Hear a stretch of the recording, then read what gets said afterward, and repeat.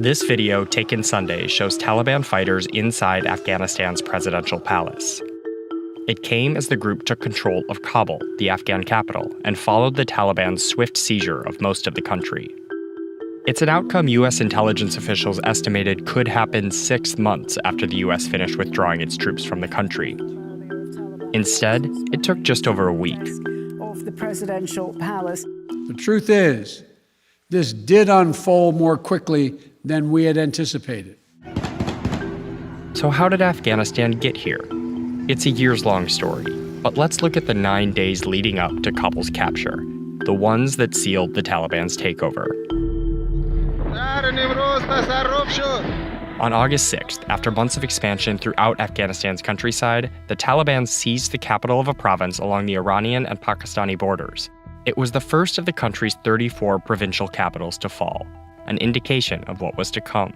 Afghanistan is now at a dangerous turning point.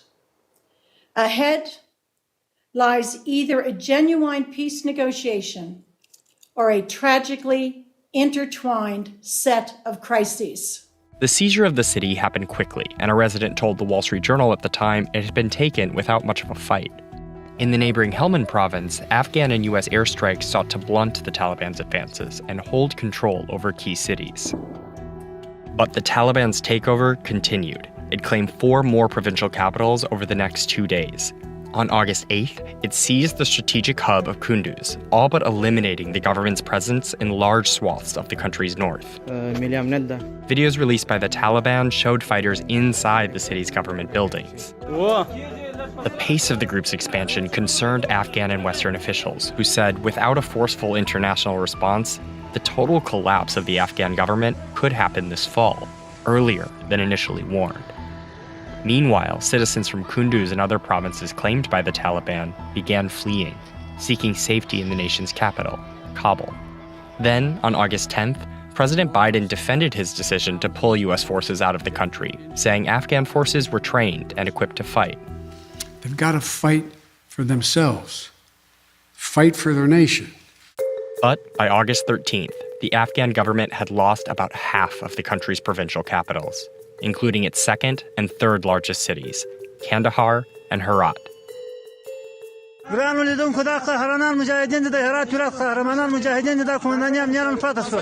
After 20 years of war, much of what the U.S. sought to accomplish in Afghanistan crumbled in just 1 week, and many of the cities were taken without a fight, with Afghan soldiers surrendering to the Taliban, taking advantage of the group's promises of amnesty. Focus then turned to Kabul as the U.S. began deploying thousands of troops to the city for a diplomatic evacuation. Then, Afghan President Ashraf Ghani addressed the nation for the first time since the Taliban's takeover of the provincial capitals began, saying his priority was to remobilize Afghan security forces and defend Kabul. But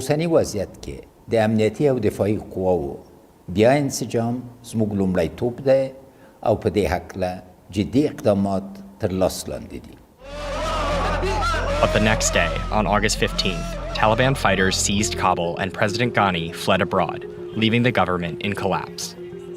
And by that evening, insurgents took the palace, where they were filmed removing the Afghan flag. With Kabul's capture, 9 days after the first provincial capital fell, the Taliban looked to have control over nearly all of Afghanistan. As the Taliban moved on Kabul, U.S. troops airlifted Western diplomats and civilians from the U.S. embassy to the military side of Kabul's airport. It's a scene that drew comparisons to the rushed exit from the U.S. embassy in Vietnam in 1975, a parallel Secretary of State Antony Blinken rejected on CNN. This is not Saigon. We went to Afghanistan 20 years ago with one mission, and that mission was to deal with the folks who attacked us on 9/11. And we have succeeded in that mission. By the next day, thousands of Afghans flocked to Kabul's international airport looking to escape. The airport then became the center of the chaos in the capital, as people were seen clinging to a U.S. Air Force plane leaving the city, and Taliban gunmen roamed the streets outside. At least 8 Afghans were killed on Monday at the airport. Amid the violence, President Biden addressed the U.S., again defending his decision to pull U.S. troops out of Afghanistan.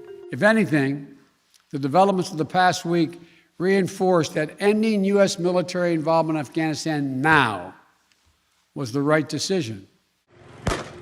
For now, however, Biden has authorized a temporary deployment of troops to the country to secure the airport and help Afghan allies evacuate. The Taliban, meanwhile, saw the first challenge to its rule, as hundreds of Afghans staged a protest. Fighters dispersed the crowds with gunfire.